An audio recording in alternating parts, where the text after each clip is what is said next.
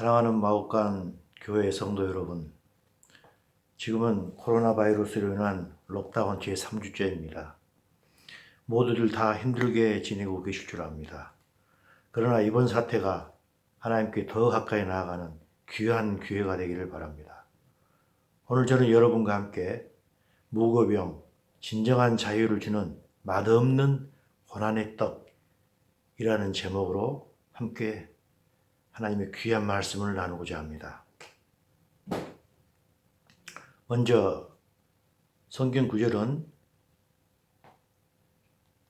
구약의 출애굽기와 신약의 로마서가 되겠습니다. 제가 먼저 읽겠습니다. 출애굽기 12장 8절입니다. 그 밤에 그 고기를 구워 무교병과 쓴 나물과 아울러 먹되. 그 다음 로마서 8장 17절입니다. 자녀이면 또한 상속자 곧 하나님의 상속자요 그리스도와 함께한 상속자니 우리가 그와 함께 영광을 받기 위하여 고난도 함께 받아야 할 것이니라. 아멘입니다. 하나님께서는 자신과 함께 거할 인간을 이 땅에 만드셨습니다.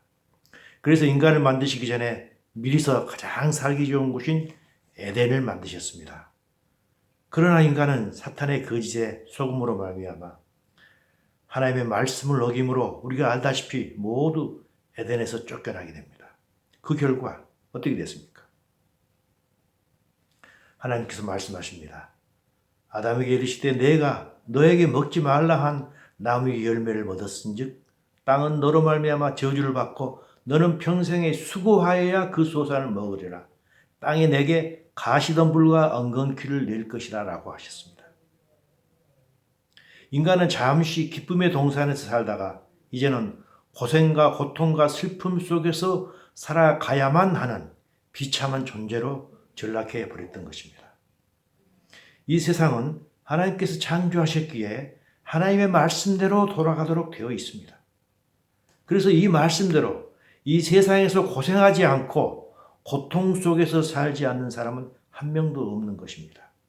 부자는 부자대로, 가난한 자는 가난한 자로 모두가 다 쉽지 않은 삶을 살아가고 있지 않습니까? 그러나 자신이 만든 인간을 사랑하신 하나님께서는 인간을 이런 고통과 수고와 한탄스러움으로부터 꺼내주시기를 원하셨습니다. 그래서 예수님을 이 땅에 보내주신 것입니다. 우리가 다 아는 요한복음 3장 16절 말씀 있죠. 하나님이 세상을 이처럼 사랑하사 독생자를 주셨으니 이는 그를 믿는 자마다 멸망하지 않고 영생을 얻게 하려 하심이다 라고 하셨습니다. 이렇게 하나님 아버지로부터서 이 세상으로 보내심을 받은 예수님께서는 이렇게 말씀하셨죠. 마태복음입니다. 수고하고 무거운 짐질 자를 다 내게로 오라고 했습니다. 우리는 하나님으로부터서 에덴 동산에서 쫓겨나서 다 수고하고 무거운 짐을 진 자들이었습니다. 그런 자들에게 말씀하십니다. 수고하고 무거운 짐진 자들아 다 내게로 오라. 내가 너희를 쉬게 하리라.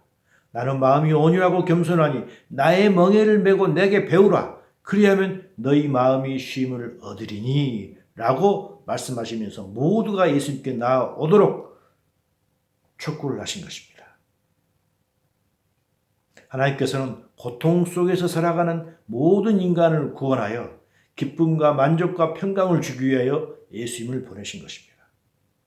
이 예수님께서는 결국 하나님 아버지의 뜻대로 십자가에서 돌아가셨습니다. 그날이 언제입니까? 바로 6월절입니다. 이스라엘 정교력으로 따지면 1월 14일입니다. 지금 우리가 사용하고 있는 칼렌더로 따지면 금주입니다. 바로 금주 금요일인 것입니다. 하나님께서는 예수님이 십자가 사건의 예표로 6월절을 이스라엘 민족에게 미리 보여주셨던 것입니다. 하나님께서는 자신이 만드신 인간에 대한 계획을 갖고 계십니다. 이것을 우리는 흔히 하나님의 비밀이라고 합니다. 흔히 비밀이란 남에게 알려주지 않는 것을 비밀이라고 합니다.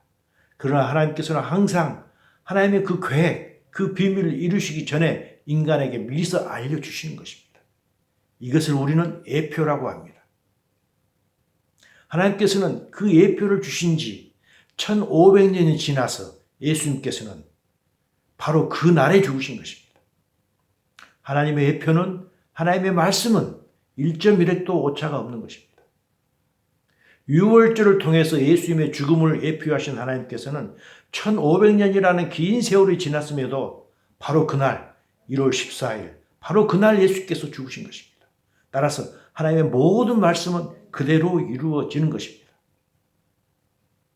마태복음 26장에서 뭐라고 말씀하십니까? 그 당시 이스라엘 종교 지도자들은 유월절을 피하여 예수님을 십자가에 달려고 온갖 노력을 했던 것입니다. 그래서 말하기를 백성 가운데 소동이 있을까 염려되니 명절에는 하지 말자. 이 명절은 유월절을 이야기하는 것입니다. 그러나 인간이 제 아무리 하나님의 말씀을 방해해도 하나님의 뜻은 반드시 그날 그 시에 이루어지는 것입니다. 코로나 바이러스로 인하여 여러 가지 어려운 생활을 하고 있지만 하나님께서는 인간의 구원을 위하여 계획하신 모든 일정표는 그대로 진행되고 있는 것입니다. 성경 말씀은 구약과 신약으로 구성되어 있습니다. 구약은 그림자이며 신약은 그 그림자의 실체라고 합니다. 그래서 구약은 신약이 나는 그 실체를 미리서 비유로 보여주는 예표인 것입니다. 그중 가장 커다란 예표를 든다고 하면 유월절이라고 하겠습니다. 모두가 알다시피 유월절은 이스라엘 민족이 애굽을 빠져나올 때 하나님께서 이스라엘에게 베푸신 바로 그 사건입니다. 이 사건은 어느 누구도 이제껏 보지도 듣지도 못했던 놀라운 사건이었습니다. 그 당시 하나님께서는 이스라엘 민족에게 가나안 땅을 주고 싶어 했지만 이스라엘 민족은 애굽에 종살이를 하던 노예였습니다. 애굽에서 노예했던 이스라엘 민족을 애굽이 그냥 쉽게 내보내줄 리가 없던 것입니다. 왜냐하면 그들은 커다란 노동력을 이었기 때문입니다. 그래서 하나님께서는 여러 가지 방법을 통하여 애굽 왕의 마음을 돌이키려 했지만 그는 결코 돌이키지 않았습니다. 그렇지만 사실은 하나님께서 애굽 왕의 마음을 완고하게 하여서 마지막 10번째 재앙을 이스라엘과 애굽 모두에게 직접 보여주고자 하였던 것입니다. 그래서 이걸 보면 알 수가 있습니다. 출애굽기 10장입니다. 여호와께서 모세에게 이르시되 바로에게 들어가라. 내가 그의 마음과 그의 신하들의 마음을 완강하게 했다고 했습니다.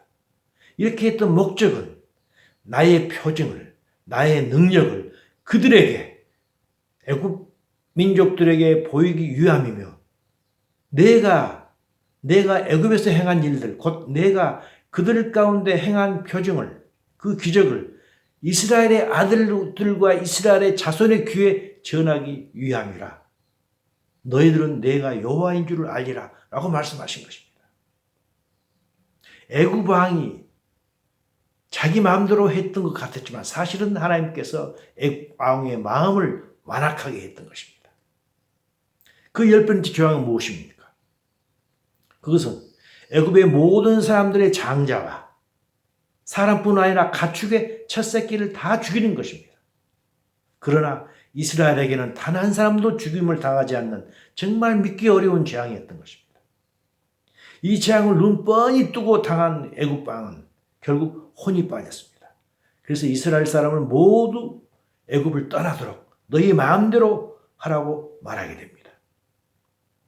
출애굽기 12장 31절입니다. 밤에 바로가 모세와 아론을 불러서 이르되 너희와 이스라엘 자손은 일어나 내 백성 가운데서 떠나 너희의 말대로 가서 여호와를 섬기라고 했던 것입니다. 이때 우리가 반드시 잊지 말아야 할 것이 있습니다. 첫째, 그것은 이스라엘 사람들이 하나님께서 하라고 명령하신 그 명령을 그대로 행했다는 것입니다. 명령을 그대로 행했다는 것입니다. 하나님께서 뭐라고 하셨습니까? 이달 열흘에 너희 각자가 어린 양을 취할 테니 열흘에 잡으라는 것입니다. 1월 10일 날 어린 양을 잡아가지고 1월 14일까지 간직하였다가 1월 14일 해질 때 이스라엘 회중이 그 양을 잡고 그 피를 양을 먹을 집 좌우 문설주와 임방에 바르라고 했던 것입니다. 이대로 행했을 때 이들 그 말씀 그대로 행했던 것입니다.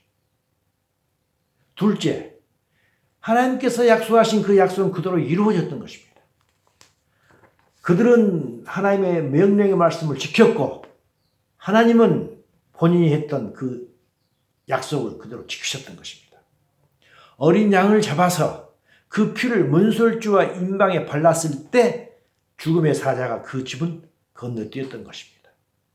그래서 우리는 그 유월절을 패스오버라고 합니다. 이 원리는 지금도 그대로 적용되고 있습니다. 예수님께서는 예수를 믿는 우리들에게 약속하셨습니다. 다시 오신다는 약속을 하셨고 심판을 약속하셨고 상급을 약속하셨습니다. 이 약속은 분명히 이루어집니다. 마치 이스라엘에게 이 유월절이 이루어졌듯이 이 약속은 분명히 이루어지는 것입니다. 다시 오신다는 약속, 천년왕국에 대한 약속, 백보자 심판에 대한 약속, 지옥에 대한 약속, 그리고 새하늘과 새 땅에 대한 약속은 반드시 이루어지는 것입니다. 모두가 알듯이 이때 죽음을 당했던 그 어린 양은 예수님을 예표합니다. 이 어린 양의 피가 이스라엘 민족을 구했던 것입니다. 마찬가지입니다.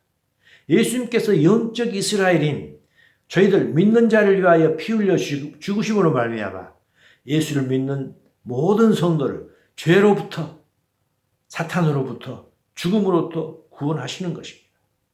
이때 죽음이란 하나님과 분리되는 그 영적인 죽음과 육신의 죽음 모두를 포함하는 것입니다. 그래서 예수님께서 이렇게 말씀하셨지 않습니까? 내 아버지의 뜻은 아들 예수를 말씀하시는 거죠. 예수님을 보고 믿는 자마다 영생을 얻는 이것이니 내가 마지막 날에 이를 다시 살리리라고 말씀하신 것입니다. 마치 이스라엘 민족이 그 양의 피를 바른 사람은 어느 누구도 죽지 않았듯이 예수님의 십자가 사건을 진심으로 믿는 사람은 어느 누구도 죽지 않고 영원히 사는 것입니다.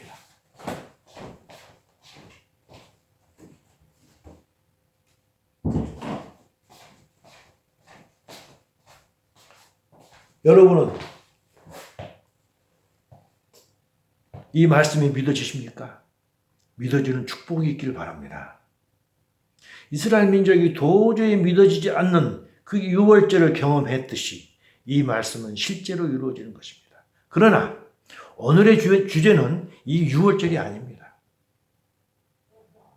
오늘의 주제는 무교절인 것입니다. 유월절의 경험으로 살아남은 이스라엘 민족에게 하나님께서는 곧바로 무교절을 지키라고 명하셨던 것입니다. 출애굽기 12장 15절입니다. 너희는 일주일 동안 무교병을 먹을지니 그 첫날에 누룩을 너희 집에서 제하라는 것입니다. 무교병은 무엇입니까? 누룩이 들어있지 않은 빵을 이야기하는 것입니다. 무릇 첫날부터 일곱째 날까지 유교병을 먹는 자는 이스라엘에서 끊어지니라 라고 하셨던 것입니다. 무교빵은 누룩이 들어있지 않은 빵이라는 것입니다. 근데 왜 이런 명령을 내리셨을까요? 무교병은 효소를 사용하지 않는 빵이기 때문에 발효가 되지 않은 것입니다. 그래서 매우 딱딱하고 맛도 없고 먹기에 힘든 것입니다. 그렇다면 애굽을 떠나도록 도우신 하나님께서는 왜 이런 도움이 안 되는 듯 보이는 이런 말씀을 하셨고 이 말씀을 반드시 지키라고 하셨을까요? 이는 이스라엘 사람들이 하나님의 사람으로서 애굽을 떠날 때 육체만 애굽을 떠나지 말고 마음까지도 애굽을 떠나라는 것이었던 것입니다. 그들은 이미 430년을 애굽의 종으로 살아왔던 것입니다. 그래서 이스라엘 사람들은 아브라함의 자손으로서 하나님의 택하심을 받았지만 430년을 애굽에서 살다 보니 하나님을 섬기지 않는 그런 애굽의 가치관과 정신세계에 이미 물들어 버린 것입니다. 그래서 애굽의 자랑거리였던 그 애굽을 대표하는 문화인 효모를 이용한 빵을 더 이상 먹지 말라고 하신 것입니다. 애굽을 떠나되 뿌리채 떠나라는 것입니다. 애굽의 가치관과 세계관과 정신세계를 온전히 이끌라는 것입니다. 그럴 때 그들은 하나님의 자녀로서 하나님의 새로운 가치관에 접어들 수 있기 때문인 것입니다. 이런 아브라함을 부를 때도 동의했던 것입니다. 여호와께서 아브라함에게 이르시되 너는 너희 고향과 친척과 아비 집을 떠나 내가 너에게 보여줄 땅으로 가라고 했던 것입니다. 하나님께서 우리에게 주시고자 하는 땅으로 갈 때 우리는 지금까지 머물렀던 그 땅에서 일단 떠나야만 되는 것입니다. 물리적으로 떠나야 하는 것은 당연하고 그 땅의 가치관과 정신세계까지 떠나야 하는 것입니다. 저희는 뉴질랜드에서 삽니다. 뉴질랜드에서 살기 위해서는 한국의 도로교통법을 이곳 뉴질랜드에서는 버려야만 하는 것입니다. 뉴질랜드에 살면서 한국의 교통법을 그대로 사용한다면 매일 사고만 내고 결국에는 이 땅에 살지 못할 것입니다. 로마에서는 로마 법을 지켜야 됩니다. 동일합니다. 우리는 예수님을 주여 주여 하면서 신앙생활을 합니다. 우리는 예수님을 우리의 주인이라고 섬긴다고 하면서 신앙생활을 하고 있는 것입니다. 예수님께서 우리의 주인이라면 우리는 예수님께 속한 자입니다. 주인께 속한 자는 주인의 생각대로 해야 됩니다. 종이 주인의 뜻대로 하지 않고 자기 마음대로 한다면 그는 이미 주인과 관계를 떠나버린 것입니다. 종이 자기 마음대로 하면서 주인에게 월급을 달라고 한다면 주인이 월급을 주겠습니까? 예수께서 뭐라고 말씀하십니까? 유명한 말씀입니다. 마태복음 16장 24절입니다. 이에 예수께서 제자들에게 이르시되 누구든지 나를 따라오려거든 자기를 부인하고 자기 십자가를 지고 나를 따르라고 했던 것입니다. 각자에게는 나름대로 죽여야만 하는 자기만의 자아가 있을 것입니다. 돈이 될 수도 있고 명예가 될 수도 있고 육체의 정욕이 될 수 있고 자녀에 대한 애착이 될 수도 있고 이 모든 것 자기 나름대로 죽여야 되는 자아가 있는 것입니다. 이 모든 것을 버리고 예수님의 원하심을 따라 살 때 어떤 결과가 올까요? 바로 마태복음 16장 24절에서 나를 따라오려거든 자기를 부인하고 자기 십자가를 지고 나를 따를 것이니라고 하신 말 예수님께서 바로 다음 절인 16장 27절에서 말씀하십니다. 인자가 아버지의 영광으로 그 천사들과 함께 오리니 예수님의 재림을 말씀하고 계십니다. 그때 각 사람의 행한 대로 내가 갚아주리라 라고 하신 것입니다. 저희들은 지금은 알지 못합니다. 그렇지만 저희들이 지금 생각하지 못할 엄청난 상급이 있을 것입니다. 어떨 때입니까? 나를 따라오려거든 예수님을 따라갈 때 내 생각을 부인하고 예수님 생각대로 따라갈 때인 것입니다. 우리가 좋아하고 외우는 구절이 있습니다. 바로 요한복음 1장 12절입니다. 영접하는 자, 곧 그 이름을 믿는 자들에게는 하나님의 자녀가 되는 권세를 주셨다고 하셨습니다. 우리가 예수의 이름을 믿으면 하나님의 자녀가 된다고 했습니다. 얼마나 듣기 좋습니까? 저는 이런 기억이 납니다. 과거에 교회 다닐 때 목사님께서 물어보십니다. 여러분 예수님의 이름을 믿습니까? 하고 묻습니다. 그 모르는 예 하고 대답합니다. 그러면 목사님께서 그러시죠. 여러분은 하나님의 자녀가 되었습니다. 그럼 모두들 와 하면서 환호하고 박수를 칩니다. 과연 이 규절이 그렇게 피상적인 말씀일까요? 아닙니다. 그렇다면 그 이름을 믿는다는 이 말은 무슨 의미일까요? 그 이름이란 그 존재 또는 그의 직책을 의미합니다. 사진관에 가면 우리는 사진사의 말을 믿고 따릅니다. 왜냐하면 사진사의 말을 들으면 사진이 잘 나올 것을 믿기 때문입니다. 즉 우리는 사진관에 가면 사진사라는 그 사람의 이름을 믿기 때문에 그가 하라는 대로 따르는 것입니다. 동일합니다. 우리는 예수님의 이름을 믿나요? 그렇다면 그분의 이름은 무엇일까요? 예수님은 하나님의 아들이며 천지를 창조하신 분이며 우리를 구하기 위하여 대신 죽은 구원자이시며 또 왕으로 오실 분입니다. 이런 다양한 이름이 그분의 이름인 것입니다. 우리는 그분의 이런 이름을 믿고 있습니까? 우리가 만일 그분의 이런 이름을 믿는다면 우리는 그분의 말씀에 따르지 않을 수 없을 것입니다. 그런데 예수를 믿는다면서도 그분의 명령과 아무 상관없이 과거에 살던 그대로 산다면 어떻게 될까요?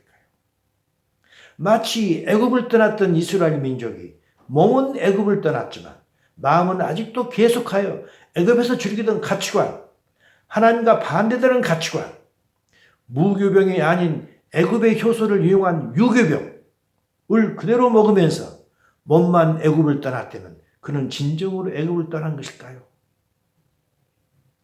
하나님께서는 그런 자에게 뭐라고 하였습니까? 너희는 이랫동안 무교병을 먹을지니 그 첫날에 누룩을 너희 집에서 제하라. 무릇 첫날부터 일곱째 날까지 유교병을 먹는 자는 이스라엘에서 끊어지리라고 하였습니다. 지금도 동일합니다.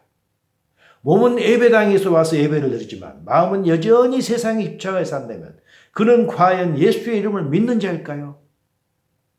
무교병을 먹으라고 했는데 유교병을 먹는 자는 이스라엘에서 끊어지리라고 하신 것입니다. 매우 엄중한 말씀입니다. 우리 모두 새겨드려야 할 것입니다. 그래서 사도 바울은 이렇게 말합니다. 그러므로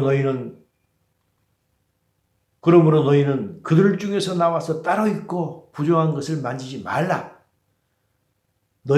내가 너희를 영접하여 너희에게 아버지가 되고 너희는 내게 자녀가 되리라 하신 전능하신 주의 말씀이라는 것입니다. 우리가 하나님을 믿으면 하나님께서는 우리의 아버지가 되고 우리는 자녀가 된다고 했습니다. 아버지와 자녀가 통계가 되는 것입니다. 그럴 때는 너희는 그들 중에서 나와서 믿지 않는 사람들입니다. 그들 중에서 나와서 따로 있고 부조한 것을 만지지 말라고 하신 것입니다. 이럴 때 아버지와 아들의 관계가 지속이 된다는 것입니다. 그러면서 바로 그 다음 절입니다. 그 다음 절은 고린도후서 7장 1절입니다.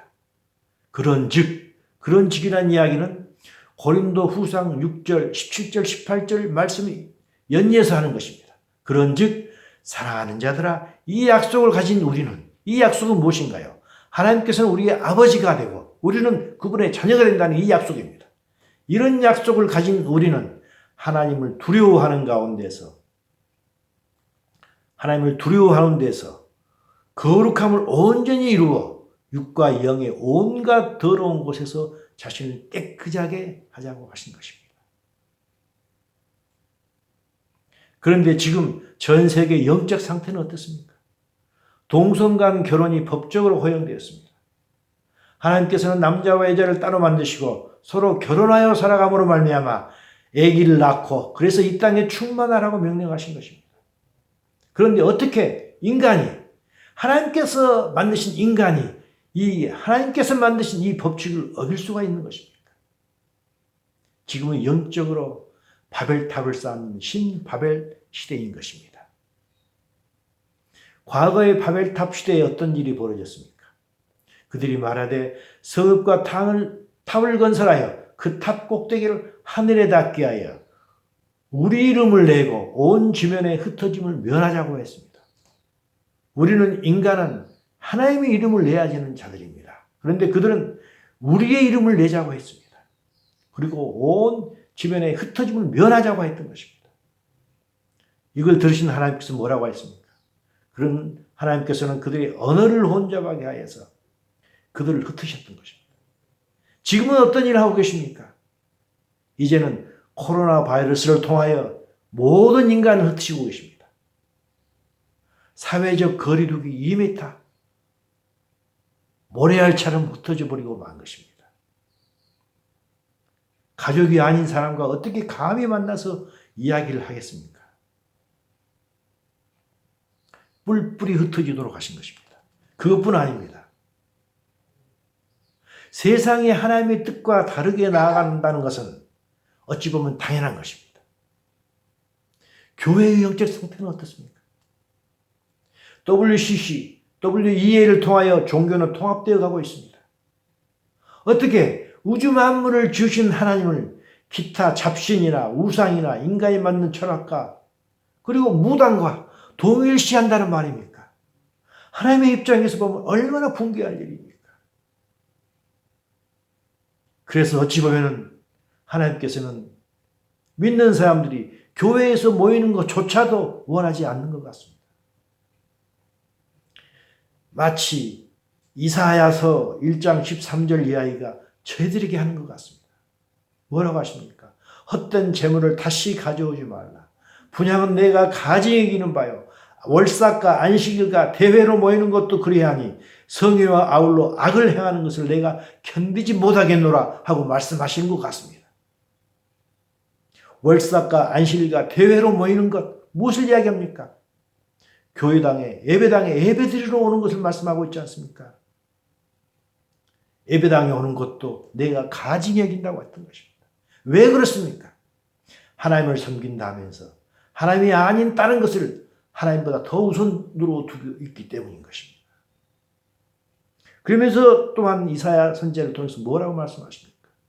너희가 손을 들어 기도할 때, 너희가 손을 폈을 때 내가 내 눈을 너희에게서 가린다고 하였습니다. 보지 않겠다는 것입니다. 또 너희가 기도를 많이 할지라도 내가 듣지 않는다고 하는 것입니다. 귀를 막겠다고 하는 것입니다. 지금은 코로나 바이러스로 모두가 힘든 나날을 보내고 있습니다. 전 인류에게 보내는 하나님의 메시지인 것입니다. 이번 사태를 통하여 믿지 않는 자는 인간의 연약함을 깨닫고 빨리 하나님께 돌아와야 될 것입니다.